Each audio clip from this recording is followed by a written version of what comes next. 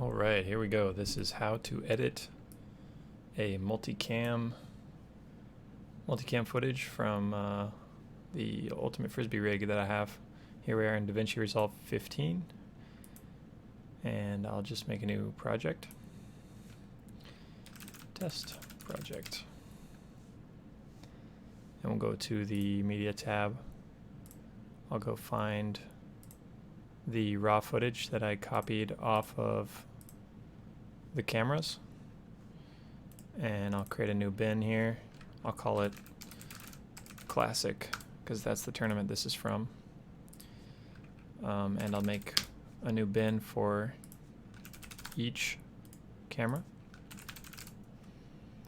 and over here I'll just copy over the footage, and that little pop-up just asks me to change the frame rate of the project, which you do want to do. You want the frame rate to match. So there I've copied over all the raw footage to my project. Now what I want to do is group these individual files into timelines by selecting them and then right-clicking, create new timelining using selected clips. And just for simplicity, I just call it T-1-4 or T-left-1-4. So there's my first one right there. And then typically you would go and do all of these, so then I would do 5 through 8 and etc. But I'm just going to show one grouping here. So I'll go to the same with these other T-center-1-4, and then T-right-1-4. And I'll move these up a folder into my Classic folder. So now I have my 3 timelines right here that represent the 1st through 4th raw file that are sequential.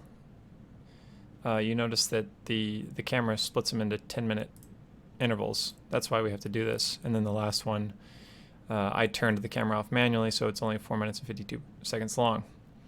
When you turn the camera on and off, it's not going to create one single file. It's going to create multiple files like this. That's why we're doing this step. Next thing I need to do is switch over to the editor. Click Edit at the bottom. And then I can open up my media pool on the left here instead of having it full screen. I'll just double click this first one, T-center-1-4. And I need to find a point to synchronize these cameras at.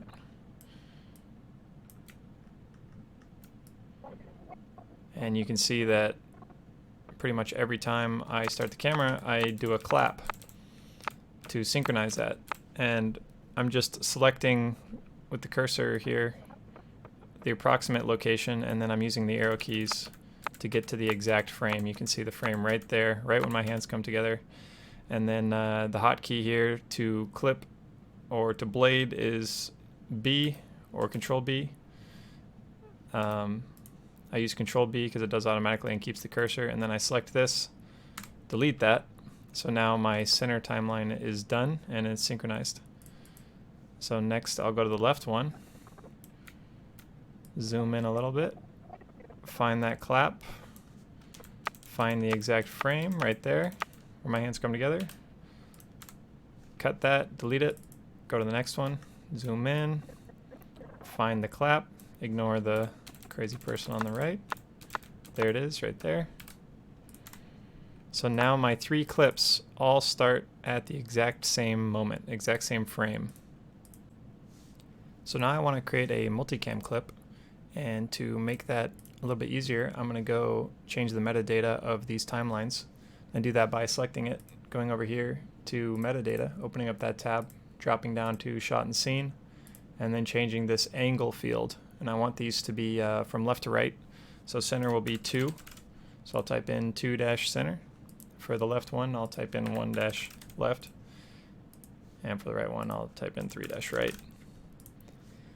Then I can select my 3 timelines to create new multicam clip, call it M-1-4.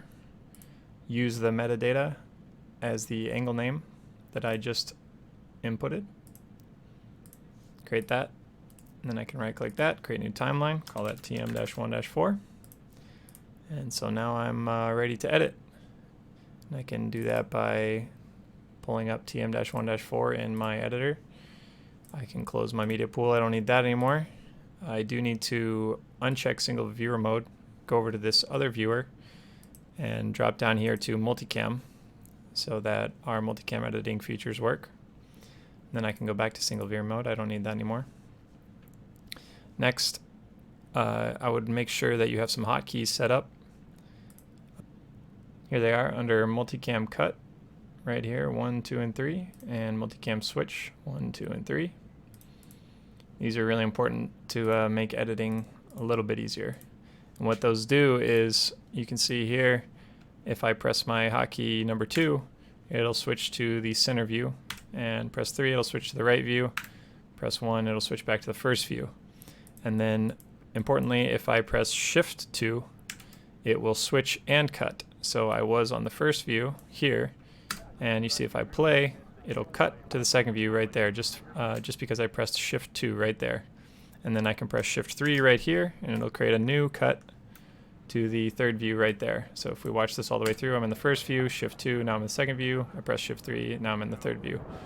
And I can do this on the fly as well, so let's go ahead and switch back to the first view, find where they're going to pull the disc. Right about here. So I'll do Control B right there and delete everything before that time. Then I press the letter V to jump to the quickest or the nearest cut point. So that goes back to the start. And then I press play. We can see the disc go up. I'll press Shift 3 to switch to the first view. And now we can just start editing. And I'll go to Shift 2, switch to the middle view. And this is pretty much the whole process.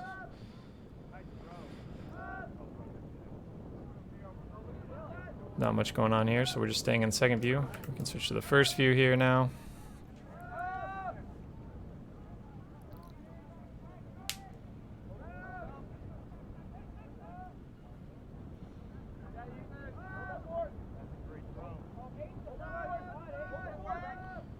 And there's the score. So I can press space to pause, press Control B again to create a cut, and then I scroll forward trying to find the place where we pulled the disc,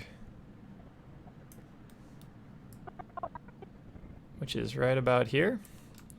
Control B, select the previous section that nothing happened in, press delete, and then press the letter V again to jump to the nearest point, and we're off and running.